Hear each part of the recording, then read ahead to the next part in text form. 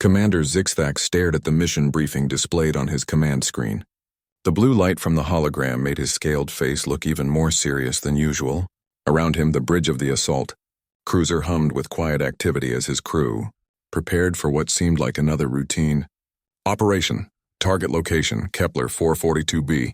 He read aloud to his assembled strike team. One unauthorized settlement detected. Single occupant. Primitive technology level. Mission parameters. Eliminate threat and secure territory for hegemony interests. The moon they were approaching held valuable minerals that 3 different galactic powers wanted to control. For months, negotiations had stalled between the hegemony, the Confederation, and the Free Worlds Alliance. Nobody wanted to start a war over one small moon, but nobody wanted to give up the rare metals either. Then this problem appeared. Someone had built a settlement on the contested moon. Someone who had no right to be there. Someone who threatened the delicate balance that kept the 3 powers from fighting each other. Kethvar, the team's sniper, checked his weapon for the 3rd time. His long, thin fingers moved over the rifle with practiced ease. The Veltar were known throughout the galaxy for their sharp eyes and steady hands. Kethvar had never missed a target in his 12 years of service. "How long has this target been on the surface?" asked Rixna. The communications specialist's 4 arms worked on multiple control panels at once. Her species could process information faster than most others, which made her valuable for complex operations. Zixthak scrolled through the data. Intelligence estimates at least 6 months. Maybe longer. The settlement appears to be growing slowly but steadily. Gorthel grunted from where he sat checking his explosives. The massive warrior stood nearly 3 meters tall and came from a world with heavy gravity. His people were known for their strength and their love of things that went boom. 6 months alone on that rock? Must be tougher than the reports suggest. The briefing says primitive, Zixthak replied. Limited tools, basic shelter, no apparent weapon systems. Long-range scans show minimal energy output. The commander turned to address his full team. 12 warriors from 6 different species, each chosen for specific skills. They had worked together for 2 years and completed 37 missions without a single failure. They were the best the hegemony had to offer. Listen carefully, Zixthak continued. This moon is important to our strategic interests. The minerals there could shift the balance of power in this sector. We cannot allow an unknown party to establish claims that might complicate future negotiations. He gestured to the tactical display showing the moon's surface. The target has built structures here, here, and here. Basic construction, but it shows intent to stay permanently. Our job is to remove this problem quickly and quietly. The ship's pilot, a young officer named Threshki, spoke up from his position. Commander, we're approaching the optimal insertion point. Surface conditions are stable. Zixthak nodded. Excellent. Final equipment check, everyone. The team moved with efficiency born from long practice.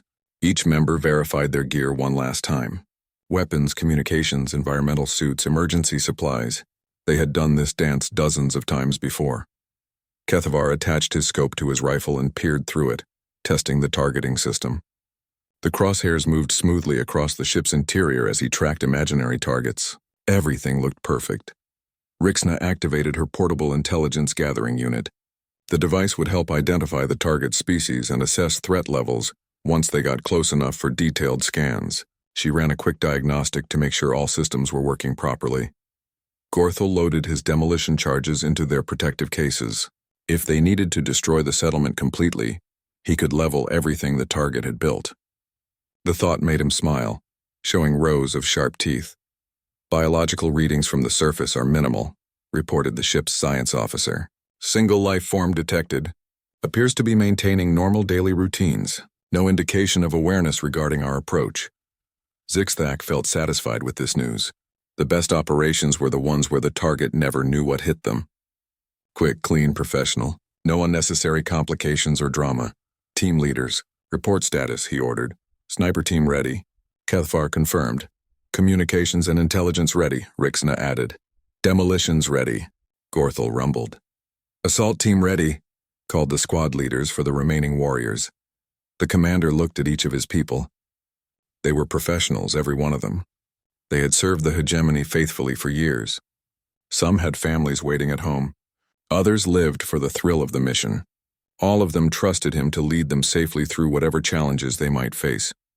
Remember, Zixthak said, This is a standard elimination operation. We go in fast, complete the objective, and extract. No unnecessary risks, no heroics. We do our job and go home. The ship shuddered slightly as it entered the moon's atmosphere. Through the viewports, they could see the barren landscape below. Rocky terrain stretched in all directions, broken by deep canyons and the occasional cluster of crystalline formations that held the valuable minerals everyone wanted. There, pointed the science officer. Settlement detected at coordinates 127 by 83. Visual confirmation of structures and one mobile life form. Zixthak studied the images being transmitted to his screen. The settlement looked exactly as described in the briefing. Simple structures built from what appeared to be salvaged materials. A small cleared area that might be some kind of garden or agricultural plot. Everything suggested a lone survivor trying to make a life on a hostile world. "Poor bastard probably thinks nobody will ever find them out here," muttered one of the assault team members. "Their mistake," Zixthak replied coldly. "Our advantage." The ship settled into a landing pattern several kilometers from the target location. They would approach on foot, using natural terrain features for cover. The element of surprise was their greatest weapon. "Final mission briefing," the commander announced. "Kethavar will establish overwatch position here." He pointed to a ridge that offered clear sight lines to the settlement. "Rixna will monitor communications and provide intelligence updates. Gorthel will be ready to destroy the settlement if needed. Assault teams will secure the perimeter and ensure no escape routes." He paused to look each team member in the eye. "This target has survived alone on this moon for months. That suggests either incredible luck or hidden capabilities. Do not underestimate them. Do not take unnecessary chances. We complete the mission and return home safely." The ship touched down with barely a whisper. The landing was perfect, hidden in a canyon that would mask their energy signature from any primitive sensors the target might have. "Move out," Zixthak ordered. The team filed through the airlock and onto the moon's surface. The gravity was lighter than most of their home worlds, which would give them an advantage in movement and combat. The atmosphere was thin but breathable for most species. They moved across the rocky landscape like shadows, using their training and natural abilities to remain invisible. Each step brought them closer to their target. Each meter covered brought them closer to completing another successful mission. None of them suspected that this routine operation would become the most important day of their military careers. None of them imagined that the lone figure working peacefully in the distance would change everything they thought they knew about the galaxy. The mission had begun. The strike team moved across the moon's surface like hunting predators. Each member used their natural abilities to stay hidden while they approached the settlement. Kethavar's keen eyes scanned the terrain ahead, looking for the best position to set up his rifle. His people had evolved on a world where being the best hunter meant survival. Behind him, Rixna's forearms worked on her portable scanner. She could process multiple data streams at once, gathering information about their target while monitoring for any signs they had been detected. So far, everything remained quiet. Gorthel brought up the rear, his massive frame moving surprisingly quietly for someone his size. The demolitions expert carried enough explosives to level a city block, but he had learned long ago that the best weapon was often patience. Commander Zixthak studied the settlement through his field scope. The structures looked crude but functional. Someone had used salvaged metal and local stone to build a shelter that could protect against the moon's harsh weather. A small area nearby had been cleared and planted with some kind of crops. "Target acquired," Kethavar whispered into his communication device. He had found a perfect position on a ridge overlooking the settlement. His rifle was already set up, and the targeting computer was calculating distance and wind patterns. Through his scope, the sniper could see a figure moving around the small farm area. The being walked upright on two legs, using its hands to tend the plants. Its movements looked efficient and purposeful, like someone who had been doing this work for a long time. "I have visual on the target," Kethavar reported. "Single individual appears to be engaged in agricultural activities. No visible weapons or defensive positions." Zixthak nodded with satisfaction. This was exactly what the briefing had promised. One lone survivor, no military training, no threat to a professional strike team. They could finish this quickly and be back on their ship within the hour. "Rixna, what does your scanner tell us about the target?" the commander asked. The communications specialist frowned as she studied her readings. That's strange, sir. I'm getting some unusual biological signatures. The target appears to be bipedal, as we can see, but the bone density readings are much higher than expected for most species. Higher bone density could mean they come from a heavy gravity world, suggested Gorthel. That would explain how they survived here for so long. Kethavar adjusted his scope for a clearer view of the target. The being had stopped working and was now drinking from a container made from what looked like salvaged metal. Its face was clearly visible for the first time. Something about that face made the sniper pause. The features looked familiar somehow, though he could not immediately place where he had seen something similar before. The bone structure, the way the ears were positioned, even the way the being held its head when drinking. "Commander," Kethvar said slowly, "I'm getting a clear view of the target's facial features. Something about them seems familiar, but I cannot identify the species." "Upload the visual data to Rixina for analysis," Zixthak ordered. The sniper activated his scope's recording function and transmitted the images to the intelligence specialist. Rixina's scanner immediately began comparing the facial features to its database of known species throughout the galaxy. "Processing," she reported. "This might take a few minutes. The target doesn't match any of the major species classifications in my standard database." While they waited for the analysis, the team continued observing their target. The being had returned to working in its garden, carefully tending each plant. Its movements showed knowledge of proper agricultural techniques that seemed advanced for someone living alone on a barren moon. "Look at those tool marks on the salvaged metal," Gorthel pointed out, studying the settlement through his own scope. "Whoever did that work knows what they're doing." "Those joints are perfectly welded," Zixthak frowned. The briefing had described their target as primitive, with limited technological capabilities, but the evidence before them suggested someone with significant technical knowledge and skill.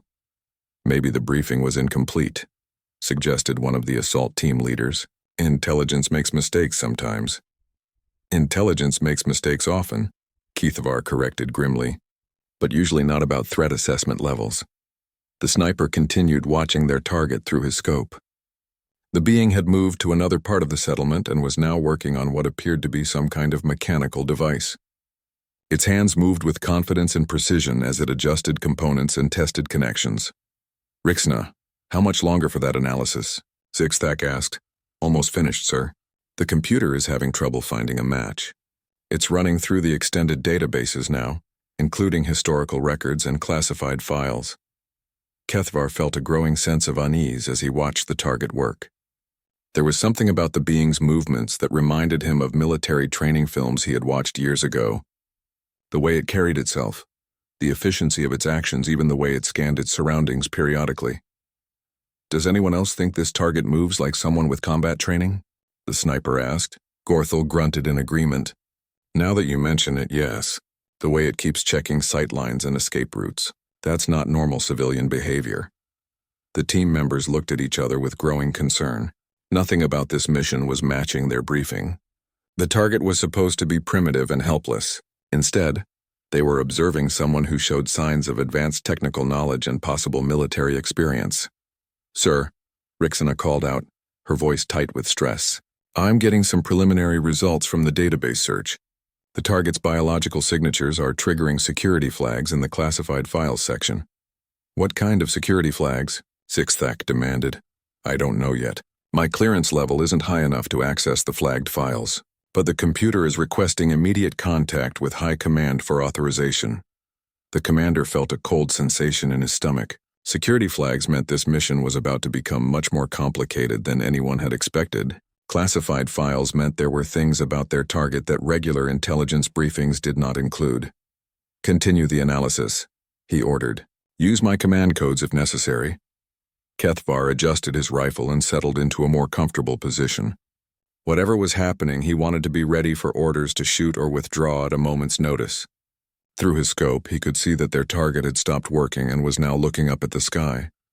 For just a moment, their eyes seemed to meet across the distance. The being's face showed no alarm or fear, just a mild curiosity about something that had caught its attention. Then it returned to its work as if nothing had happened. "Did it see us?" asked one of the assault team members. "Impossible," Zixthak replied. "We're too far away and well concealed." But Kethvar was not so sure. The way their target had looked in their direction suggested awareness of being watched. That kind of instinct usually came from long experience with dangerous situations. Rixna. Status report, the commander demanded. Sir, I'm accessing the classified files now using your authorization codes. The results should be available in just a few more minutes. The team waited in tense silence as their intelligence specialist worked to identify their target. Around them, the moon's landscape remained peaceful and quiet.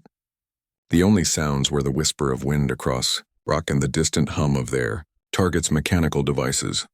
None of them realized that they were about to discover something that would change their understanding of the galaxy forever. None of them suspected that the peaceful figure working in the garden below was a member of the most feared species in known space. The analysis was almost complete. Gorthel moved carefully around the edge of the settlement, studying the defensive positions he would need to consider if they had to level the entire area.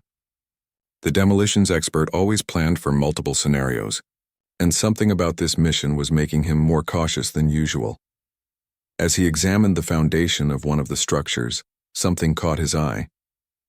Buried in the dirt near the building's corner was what looked like a piece of worked metal. Gorthel brushed away the soil and examined it more closely. The object was clearly artificial, but it looked much older than the settlement itself. The metal showed signs of extreme heat damage and impact stress. What made Gorthel's 3 hearts start beating faster was the design etched into the surface. He had seen that design before, in classified military briefings that all demolitions experts received during advanced training. It was a warning symbol, one that appeared in the most restricted sections of hegemony military databases. Commander, Gorthel whispered into his communication device. I think we have a problem. What kind of problem? Sixthak replied immediately. I found something buried near the settlement. Looks like debris from a crashed spacecraft. The markings on it match designs from the restricted military archives. There was a long pause before the commander responded. Are you certain about the markings? Gorthel studied the artifact more carefully, comparing it to images stored in his memory from training sessions. The symbols were definitely the same ones he had been taught to recognize and report immediately if ever encountered. Positive identification, sir.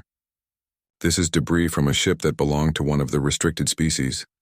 The word sent a chill through every member of the strike team.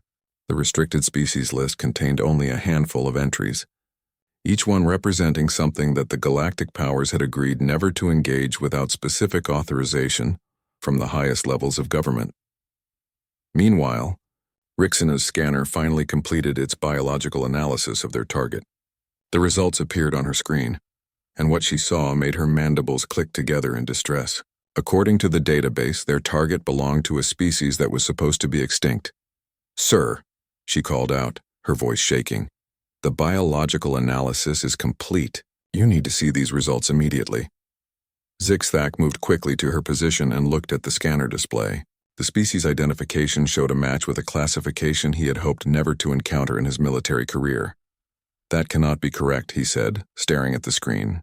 Run the analysis again. I've run it 3 times, sir. The results are consistent. Bone density, muscle fiber analysis, brain case volume, genetic markers. Everything matches the database entry for species classification Omega-7. Kethavar continued watching their target through his rifle scope, unaware of the growing panic among his teammates. The being had moved to a different part of the settlement and was now working on what appeared to be a water collection system. Its movements remained calm and efficient. What exactly is species classification Omega-7? Asked one of the assault team members who had not received the highest level security briefings. Zixthak felt his scaled skin grow cold despite the warm sunlight. Omega-7 is the classification for humans, and according to our records, humans are extinct. The word humans caused an immediate reaction among the team members who recognized it. Weapons were lowered. Heads turned toward the commander. Several team members took involuntary steps backward. Sir, Kethvar said carefully, are you saying our target is a human? That appears to be what the evidence suggests, Zixthak replied, his voice tight with controlled fear. Gorthel transmitted images of the spacecraft debris he had discovered. Commander, this wreckage shows signs of atmospheric entry damage. Our target probably survived a crash landing on this moon. The implications of this discovery hit the team like a physical blow. A human survivor, alone on a hostile world who had not only stayed alive but had built a functioning settlement. This was exactly the kind of scenario that military academies used in their most advanced threat assessment courses. "Orders, sir?" Kethavar asked, though his rifle was already moving away from the target. Zixthak pulled up the classified protocols on his command unit. His authorization codes gave him access to information that most military officers never saw. The files that appeared on his screen confirmed his worst fears. "All units stand down immediately," he ordered. "Do not approach the target. Do not take any hostile action. Maintain current positions and await further instructions." "Sir, I don't understand," said one of the younger team members. "The target is still just one individual. We have overwhelming firepower advantage." "You don't understand because you haven't been briefed on human capabilities," Zixthak replied grimly, "and there's a very good reason for that." The commander activated his emergency communication system and began transmitting a priority message back to the fleet. The message consisted of a single code phrase that would immediately alert High Command to the nature of their situation. "Code Black Alpha 7, he transmitted. "Repeat. Code Black Alpha 7. Request immediate guidance from highest command authority." Back on the fleet flagship, the communications officer who received the message went pale and immediately contacted the Admiral's quarters. Code Black Alpha 7 had not been transmitted in over 50 years. "Rixana," Zixthak said, "encrypt all of our surveillance data and prepare it for transmission to High Command. They're going to want complete documentation of everything we've observed." "Yes, sir. Should I continue monitoring the target?" "Passive monitoring only. No active scans, no attempts to gather additional intelligence. We observe and report nothing more." Kethavar kept his rifle pointed away from the settlement but continued watching through his scope. "Commander, the target appears to be completely unaware of our presence. It's continuing normal activities. That may be intentional," Zixthak replied. "Human survivors are known for their ability to assess threats without revealing their awareness." The team waited in tense silence as their commander consulted the classified files available through his command authorization. What he read there made him understand why the mission briefing had been so incomplete. Intelligence had either not known what they were dealing with or they had deliberately concealed the truth. "Sir," Gorthul asked quietly, "what are we supposed to do if the target becomes hostile?" Zixthak looked up from his reading with an expression of dark humor.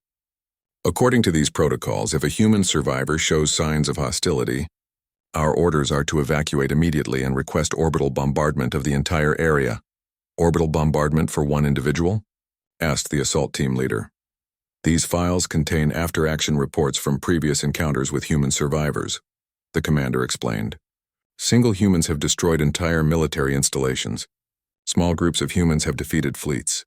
The survival capabilities of this species exceed anything else in known space." The team members looked at each other with growing understanding of why their training had included warnings about certain species being off-limits for engagement. They had assumed those warnings were theoretical, covering ancient threats that no longer existed. "How long until we receive orders from High Command?" Rixon asked. "Unknown. They may need to consult with other galactic powers before deciding how to proceed. The discovery of a living human survivor is a matter of interstellar importance."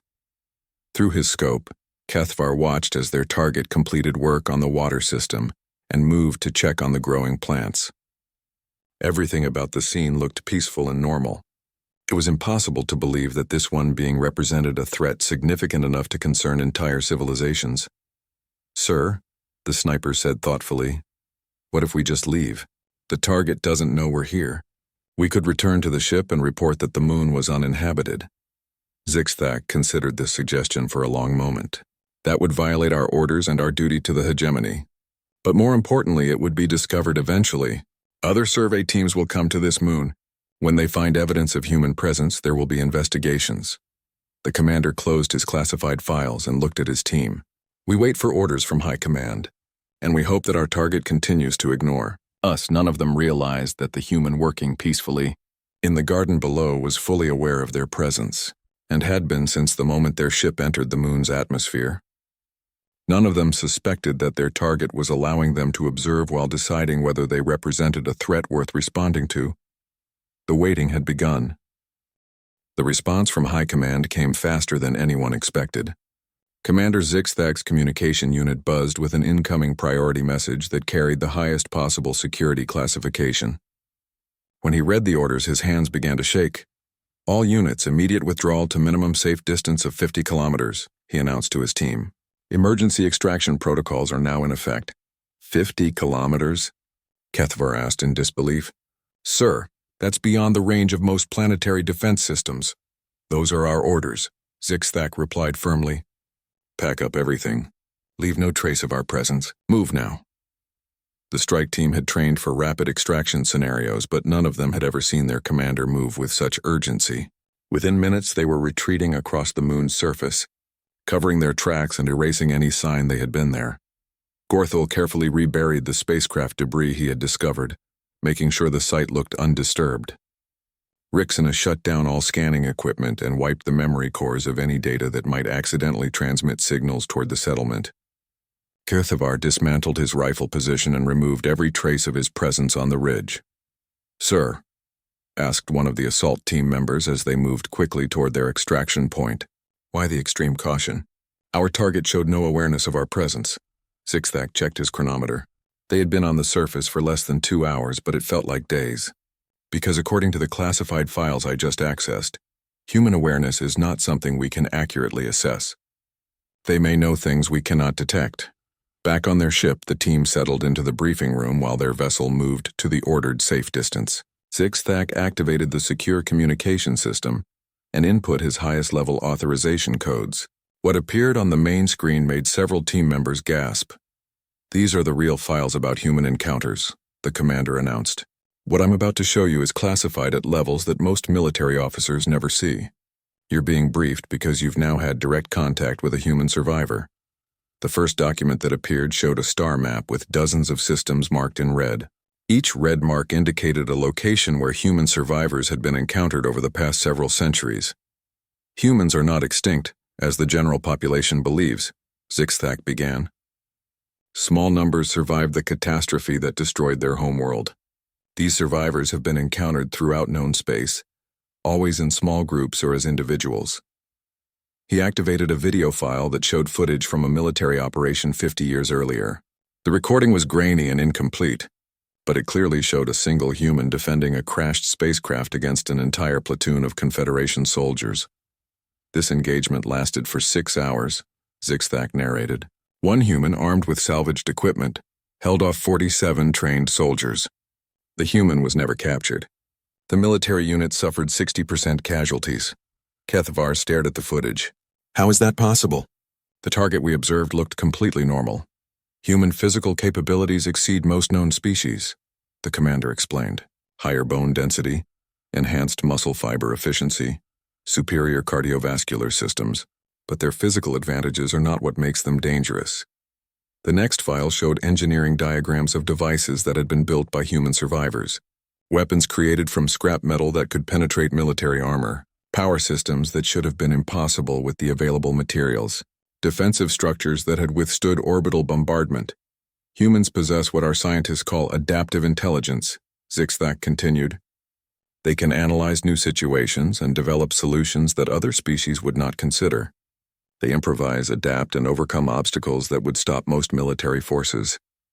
Rixina studied the engineering diagrams with growing amazement. "These designs violate several principles of accepted physics. How do they work?" "Our best scientists have been studying human technology for centuries without fully understanding it," the commander replied. "Humans approach problems differently than any other known species. They find solutions that we cannot predict or counter." Gorthel examined images of structures built by human survivors on various worlds. "These fortifications are brilliant. Each one uses the local environment in ways that maximize defensive advantages. That brings us to the most important aspect of human capabilities," Zigzag said gravely. "Humans who are threatened do not surrender. They do not negotiate. They do not retreat. They escalate." The screen showed a series of incident reports from different encounters over the years. In each case, attempts to capture or eliminate human survivors had resulted in consequences far beyond what anyone had expected.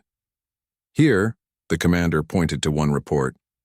A single human survivor was discovered on an asteroid mining station. Security forces attempted to apprehend the individual. The human destroyed the entire station and escaped in a vessel built from mining equipment. This incident, he indicated another file, involved a family of human survivors found on an agricultural world. Local authorities tried to relocate them to a refugee facility. The humans disabled the planetary communication grid and vanished. They were never found. HFY read through the reports with growing understanding. Every attempt to control or threaten humans resulted in escalation. Exactly. And the escalation patterns show increasing sophistication over time. Early encounters involved simple defensive actions. More recent incidents show humans using advanced tactics and technology that our intelligence services cannot explain. The commander activated another video file. This one showed space-based footage of a small human vessel engaging a much larger hegemony patrol ship. The human craft moved with impossible agility, striking the larger vessel's weak points with surgical precision. This engagement occurred 18 months ago. A routine patrol encountered what appeared to be a human trading vessel in a restricted system. When they moved to inspect the ship, the humans responded with what can only be described as a masterclass in space combat tactics.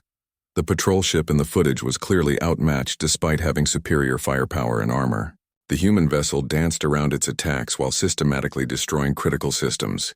The engagement ended with the patrol ship disabled and the human vessel disappearing into hyperspace. No casualties, SciFi noted. The humans could have destroyed the patrol ship entirely but chose to disable it instead. This restraint is typical of human behavior unless they perceive an existential threat.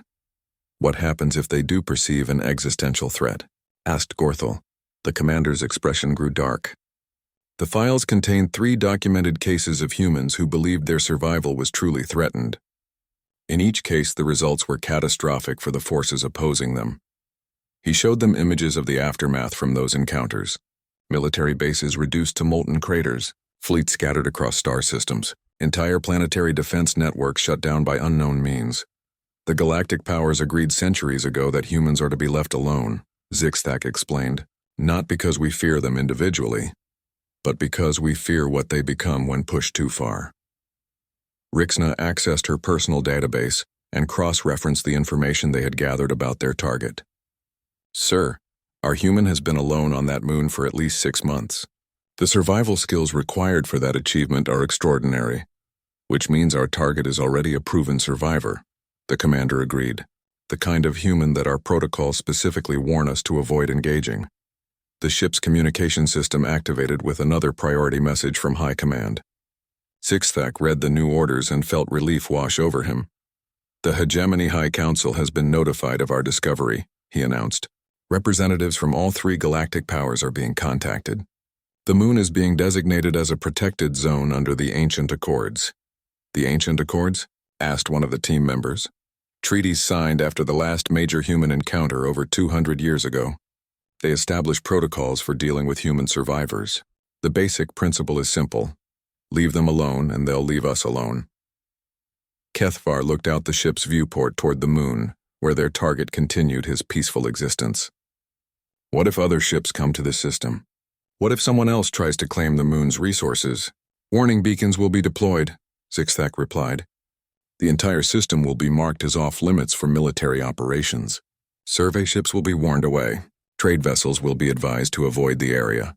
All of this for one person? Gorthel asked. The commander nodded grimly. All of this for one human. Because history has taught us that one human can change the balance of power in entire star systems if provoked. The team sat in contemplative silence as their ship continued moving away from the moon. Behind them, a solitary figure continued tending a garden, unaware that his mere presence had caused a diplomatic crisis spanning multiple civilizations. But perhaps, some of them began to suspect, the human was more aware than he appeared to be. 3 days after the discovery, representatives from all 3 galactic powers met in emergency session aboard a neutral space station. The meeting had been arranged faster than any diplomatic gathering in recent memory. When humans were involved, normal procedures were abandoned in favor of immediate action. Admiral Korthlax of the Hegemony sat across from General Vexani of the Confederation and Chancellor Throsmel of the Free Worlds Alliance. These 3 individuals controlled the military forces of the most powerful civilizations in known space. They rarely agreed on anything, Today, they were unanimous. The moon designated Kepler 442b is hereby declared a protected zone under the ancient Accords, Admiral Korthlax announced formally. All mining claims, territorial disputes, and military operations in that system are suspended indefinitely. General Vexani activated a holographic display showing the contested moon. Our naval forces will establish a perimeter at the edge of the system. Any vessel attempting to approach the moon will be turned away with extreme prejudice. Chancellor Throsmel added his agreement. The Free Worlds Alliance commits to joint patrols with Hegemony and Confederation forces. This human survivor will be protected from interference by any faction. The three leaders understood what most of their citizens did not. Humans were not extinct. They were simply hidden, scattered across the galaxy in small groups that preferred to avoid contact with galactic civilization. Most governments kept this information classified to prevent panic. Back on Kepler 442b, the human continued his daily routine, completely unaware of the military crisis his presence had caused. He tended his garden, repaired his equipment, and watched the stars in the evening. If he had noticed the alien strike team, he gave no sign of it. Commander Zixthak's team underwent extensive debriefing sessions that lasted for weeks. Each member was interviewed separately by intelligence specialists who wanted to understand every detail of their encounter. The psychological evaluations were thorough and ongoing. "How do you feel about discovering a living human?" the counselor asked Kethvar during one session. The sniper considered his answer carefully. "Honored, I suppose, and terrified. We came very close to making a mistake that could have had consequences beyond imagination." Kethavar had requested transfer to a research division after the mission. He could not stop thinking about the peaceful expression on the human's face as it worked in its garden. The contrast between that image and the military files about human capabilities haunted his dreams. "I keep wondering," he told the counselor, "what would have happened if we had followed our original orders? What if I had taken the shot?" The counselor's expression grew grave. According to the historical files, attacking a human survivor who has not shown hostility would likely have triggered what the specialists call defensive escalation.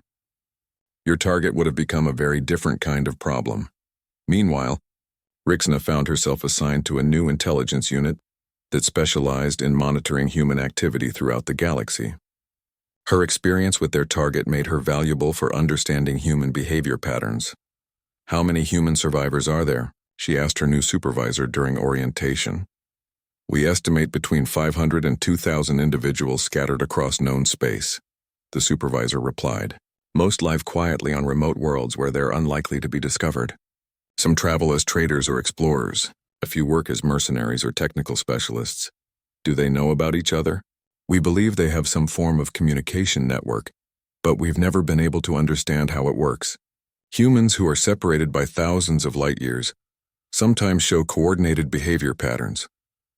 Gorthel returned to his demolitions unit, but found himself struggling with routine missions. After seeing what humans could build from salvaged materials, he began questioning many assumptions about engineering and construction. "The human settlement used techniques I've never seen before," he reported to his commanding officer. "Materials that should have been structurally inadequate were somehow made stronger than military-grade components."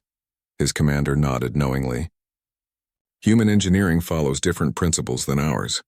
They see possibilities in materials and designs that we miss. It's one of the reasons they're so dangerous when cornered." The three galactic powers established a new joint command, specifically for managing human-related situations. The facility was built in a neutral system and staffed with the most experienced officers from all three militaries. Commander Zixthak was offered a position with the new command. His successful handling of the Kepler 442b situation had earned him recognition as an expert in human contact protocols. "Your primary responsibility will be training other officers in proper procedures for human encounters," his new supervisor explained. "We estimate that approximately 50% of field commanders have never been properly briefed on human capabilities." "How many officers have actually encountered living humans?" Zixthak asked. "Including your team, fewer than 200 active personnel across all three militaries. Most human encounters are handled by specially trained units that operate under maximum security classifications." The new Joint Command began updating military training programs throughout known space.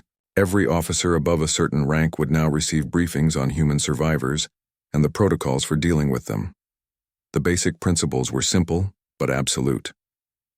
Do not approach human settlements without specific authorization from the highest command levels. Do not attempt to scan, monitor, or gather intelligence on human activities. Do not interfere with human operations unless they pose an immediate threat to galactic security. What defines an immediate threat? Asked one young officer during a training session. Humans building weapons capable of destroying planets, Sixthak replied. Humans attempting to access restricted technology that could destabilize interstellar politics. Humans showing signs of planning large-scale military operations. Has any of that ever happened? Not yet, but the potential exists, which is why we monitor the situation carefully while respecting their desire for isolation. On Kepler 442b, the human had expanded his garden and completed construction of what appeared to be a workshop. Long-range sensors detected increased energy output from the settlement, suggesting new equipment was being built or repaired. The Joint Monitoring Station received regular reports about the humans' activities, but no one attempted to investigate more closely. The human seemed content to live peacefully on his chosen moon, and the galactic powers were content to leave him alone. Do you think he knows about us? Asked the monitoring station's chief analyst. Almost certainly, replied the station commander. Humans are excellent at gathering information without revealing their methods. He probably knows more about our operations than we know about his. New warning beacons were deployed throughout the Kepler system, broadcasting automated messages in all major galactic languages. The messages were simple and direct. This system contains a protected human settlement. Approach is forbidden under penalty of interstellar law. Contact the Joint Human Affairs Command for information about alternative routes. Trade vessels and exploration ships began reporting the warnings as they passed through nearby systems.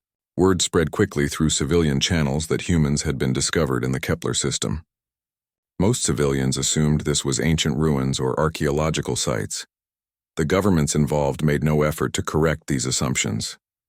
Public knowledge of living human survivors remained restricted to the highest levels of military and political leadership. The general population is not ready for the truth about human survivors, explained one classified briefing document. Mass panic could destabilize interstellar society and lead to exactly the kind of conflict we are trying to prevent. As months passed, the human on Kepler 442b established a routine that the monitoring stations learned to predict. He worked in his garden during the morning hours, spent afternoons in his workshop, and often sat outside in the evenings looking up at the stars. Sometimes the long-range sensors detected him making adjustments to a device that appeared to be some kind of communication equipment. These activities were noted in official reports but not investigated further. Do you think he's trying to contact other humans? Wondered one of the analysts. Possibly. Or he might be listening to our communications. Human technology often exceeds our understanding of what should be possible with available resources. The human settlement became a new case study taught at military academies throughout known space. Future officers learned about the importance of proper threat assessment and the dangers of incomplete intelligence. Remember, instructors would tell their students, the most dangerous enemy is the one you underestimate. Humans survive because they adapt. They adapt because they think differently than we do. Never assume you understand what a human is capable of achieving. On clear nights, when the moon's thin atmosphere allowed perfect visibility, the human would sometimes stand outside his settlement and look up at the stars. If he noticed the ships maintaining their distant watch, he gave no sign of concern. Perhaps he understood that as long as he remained peaceful, the galaxy would leave him in peace.